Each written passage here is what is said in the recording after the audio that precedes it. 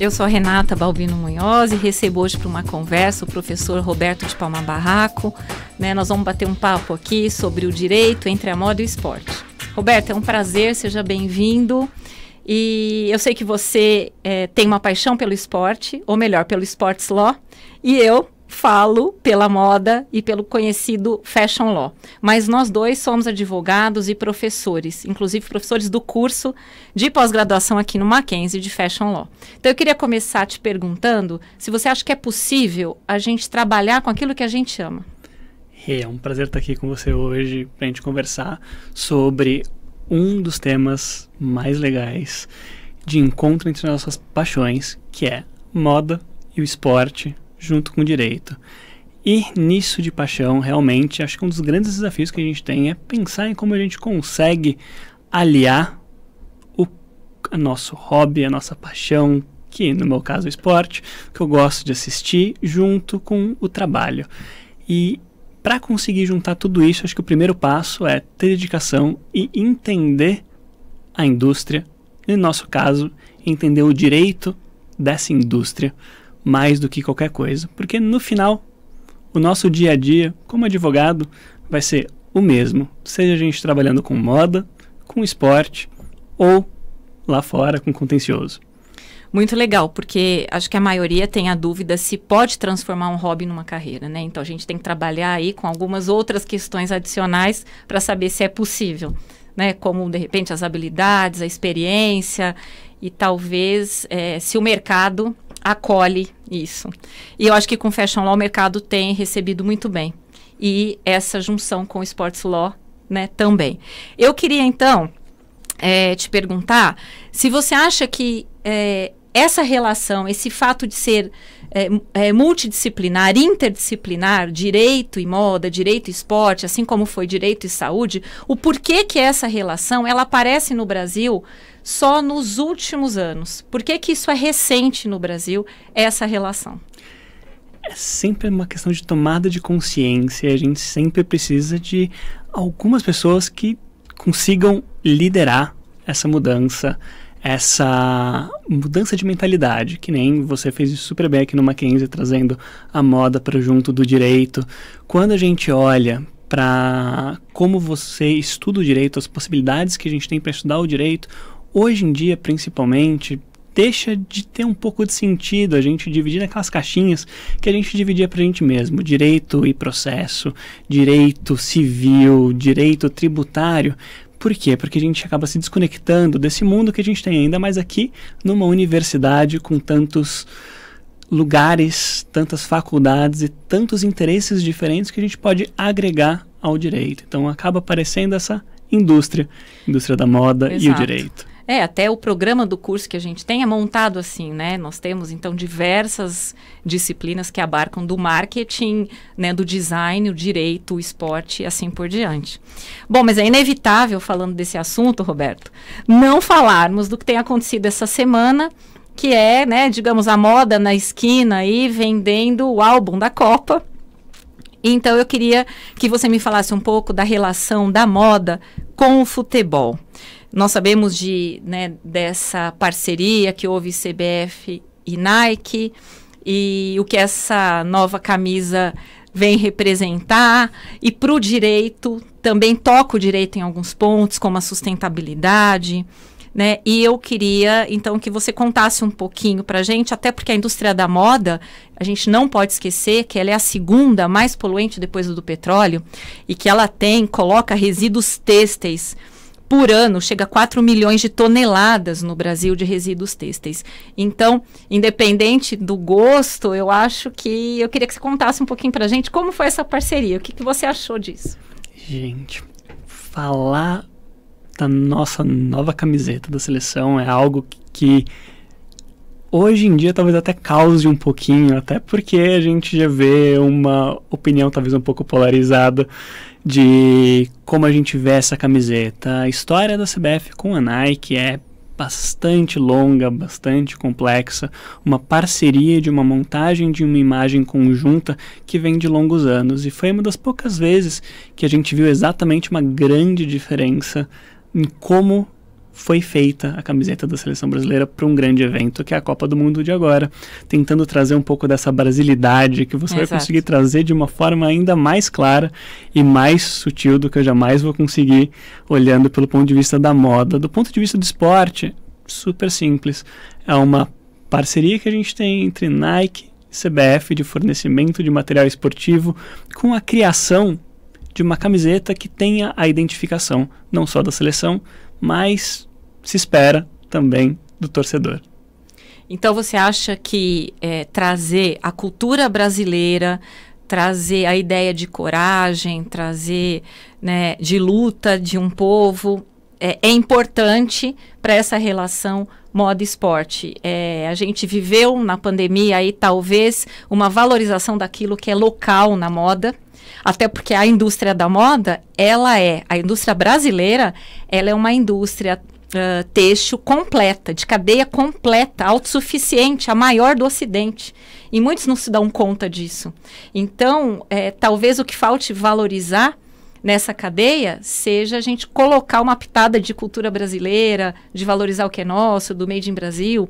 Você acha que isso pode estar presente nessa ideia da camisa brasileira para a seleção? Eu acho que pela primeira vez a gente tentou levar isso em consideração e tentou trazer essa aproximação da camiseta como um símbolo com a identidade cultural brasileira, essa brasilidade. Foi o melhor caminho possível? A gente quase nunca vai ter uma resposta 100%, porque aí vai muito do gosto de cada um e da visão que a gente tem da relevância e da simbologia da camiseta. Agora, pra gente do direito, pra gente da moda, pra gente do esporte, é muito legal, é muito gostoso ver isso acontecendo e a gente ter esse espaço para poder falar justamente disso e trocar ideia de uma maneira para além do bar. Sim, e até é uma coisa que eu queria comentar.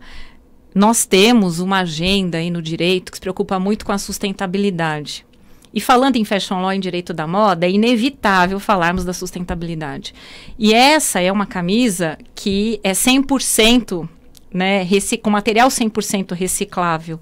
Então, isso vem ao encontro aí do que a gente espera, né, inspirar as marcas no Brasil para criarem produtos mais sustentáveis em nome do planeta, né, em nome dessa agenda da ONU 2030 que tanto se fala, mas que é muito legal a gente perceber como a gente pode colocar em prática.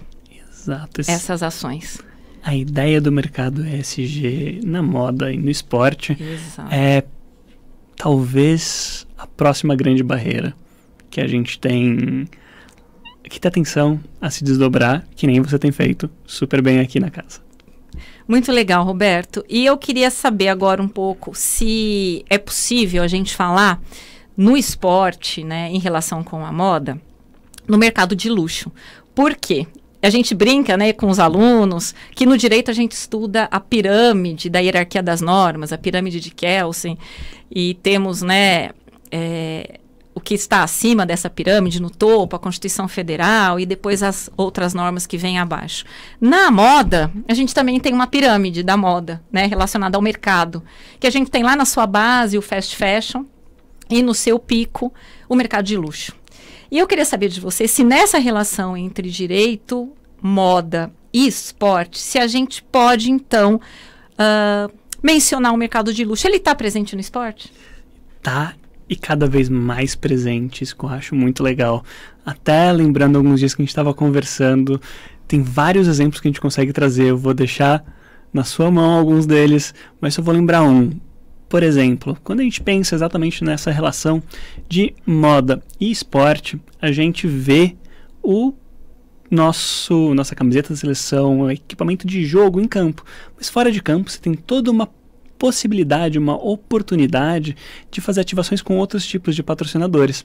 E aí, por exemplo, na seleção brasileira, entra o caso da Ricardo Almeida. Exato. Que fez o chamado fora de campo, né? O uniforme fora do campo. Como o Giorgio Armani fez para a seleção italiana, né, seleção nacional italiana, e tantas outras marcas fazem para as Olimpíadas, e assim por diante. Então é interessante a gente ver que a gente tem sim parcerias importantes né, dentro do esporte, também com o mercado de luxo na moda. Exato, você sempre vai ter essa sinergia, uma oportunidade, talvez até única, de você juntar várias simbologias, várias influências em um ambiente que você tem uma diversidade de público único, que em várias outras indústrias você luta para conseguir esse alcance. Agora, quando a gente olha moda e esporte, você tem essa chance direta. Exatamente.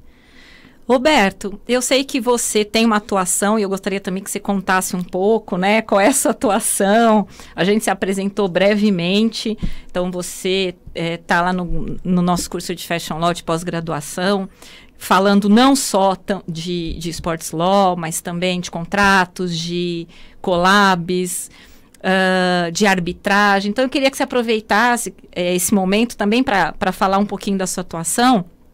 E aproveitando isso, eu te pergunto, além dos uniformes, além dos atletas, né, como pensar nessa relação entre moda, esporte e direito fora dos campos? Eu acho muito legal quando a gente começa a pensar quais são as nossas novas possibilidades de atuação no direito como um todo. E aí é uma mudança que a gente viveu do nosso mercado jurídico, super interessante. Talvez eu tenha um pouco de viés aí, mas vamos lá, faz parte. Eu trabalho bastante com gestão de conflito e prevenção de crise. Junto com essa ideia de gestão de conflito e prevenção de crise, a minha principal atuação se volta mais como um consultor, vamos dizer assim, do que como um advogado. Nisso eu trabalho hoje na CBF, também trabalho um pouco na FIFA e faço minha vez de árbitro na Corte Arbitral do Esporte, assim como na Corte Arbitral da Arte. Eu acabo vendo algumas questões, alguns temas super interessantes da moda e do esporte, dessa nossa mudança de mentalidade no mercado, no dia a dia, de uma maneira bastante próxima, que é como a gente traz no curso, exatamente em contratos. Então, como que, por exemplo, você tem duas linguagens que são muitas vezes totalmente diferentes. Exato. Linguagem da moda e linguagem do esporte dentro de um contrato de fornecimento de material esportivo para um atleta. O que você tem que colocar, quais são os cuidados que você tem que ter, licenciamento de imagem, enfim, toda uma gama de contratos que são extremamente específicos, tanto para quem é do esporte como para quem é da moda, e que assumem uma característica, uma natureza totalmente única. Além disso, quando a gente vai para a próxima linha, a gente vai falar de responsabilidade civil, que é também o seu tema de paixão. Sim. E daí, quando a gente traz essa ideia de responsabilidade civil para o esporte especificamente, qual a responsabilidade do fornecedor de material esportivo se, de repente, numa partida, imagina, o tênis do atleta estoura em quadra e ele tem uma lesão por causa do tênis. Como que acontece? Como que você, como, por exemplo, o fornecedor de material esportivo, consegue gerir esse conflito, evitar uma crise maior ainda? Quais são os cuidados que você tem que ter? E no terceiro ponto beleza, às vezes a gente não consegue evitar todas as crises e daí a gente tem que trabalhar o que acontece a partir dali. Para a gente no direito, isso aparece no que a gente está acostumado a chamar de contencioso. Seja o contencioso no Tribunal de Justiça, seja o contencioso específico como arbitragem, ou alguns outros meios. E aí a gente entra na nossa fase final do curso, dessa parte, falando justamente de como você cuida desses leves detalhes quando você está em um mercado, um nicho, que tem suas especificidades de uma maneira muito clara, como é o caso da Amaro. Quando a gente tem que, por exemplo, devolver uma peça porque não serviu quando a gente pediu ela online. É uma das maneiras que a gente tem de criar um procedimento para resolver aquele conflito, para evitar que ela vire realmente uma crise, super bem feita, levando em consideração inovação, direito e tecnologia na moda. Roberto, a gente andou escrevendo, né, juntos aí sobre um tema que eu também adoro, que são as colaborações, né, os contratos, as parcerias, patrocínio. Você tem algum caso para contar para gente que você acha interessante para o pessoal começar a perceber essa relação entre direito, moda e esporte? Sim, a gente tem vários casos super interessantes. Acho que um dos mais presentes para o pessoal do esporte, principalmente, é o caso do Air Jordan. Michael Jordan fez uma colaboração com a Nike lá atrás da criação de uma submarca da Nike específica para ele, que hoje tem uma presença não só mundial, mas de mídia que é incrível. Nessa mesma linha, depois que veio o Air Jordan, a gente tem cada vez mais uma presença e uma tentativa de você aliar a imagem do atleta como um grande influenciador com marcas de moda, criando cenários, criando produtos, criando oportunidades para nichos específicos das duas indústrias. Isso, de novo, é um dos grandes mercados que a gente tem hoje em dia, inclusive no esporte, e que é super pouco explorado no Brasil. Ou seja, está aí uma oportunidade para quem está começando. Sim, até acho que essa questão dos influenciadores é até um bate-papo, né, que merece uma nova conversa, mas eu fico pensando, né, que se o esporte hoje ele ensina muito o jovem como viver, traz valores importantes, eu fico muito feliz dessa, podemos chamar de colaboração entre o esporte e a moda, porque a moda, por sua vez, né, ela imita a vida. Então, eu acho que a gente pode, sim, começar a mostrar e tirar muito bom proveito dessa colaboração. Exato. Muito bacana, assim, Roberto. Eu acho que é um bom começo. A gente tem aí, para o pessoal que quer conhecer, né, a gente tem coisas que a gente andou escrevendo junto, fizemos uns programas, webinars com o Mackenzie Soluções aí também, que o pessoal tem à disposição, mas acho que esse bate-papo ajuda a esclarecer, né, o que é legal nessa parceria. Foi, assim, um maior prazer. Você tem mais alguma coisa que você gostaria de compartilhar com a gente? Isso, eu queria agradecer de novo a oportunidade e a parceria de sempre. Essa nossa chance que a gente tem exatamente de conversar, do que a gente encontra no direito entre a moda e o esporte, é algo único. Então, de novo, muito obrigado e parabéns pelo trabalho que você tem feito aqui no Mackenzie. Obrigada. Eu acho que num ano de Copa, né, vale a gente pensar com carinho aí no esporte e na moda. Obrigada, viu? Foi um prazer.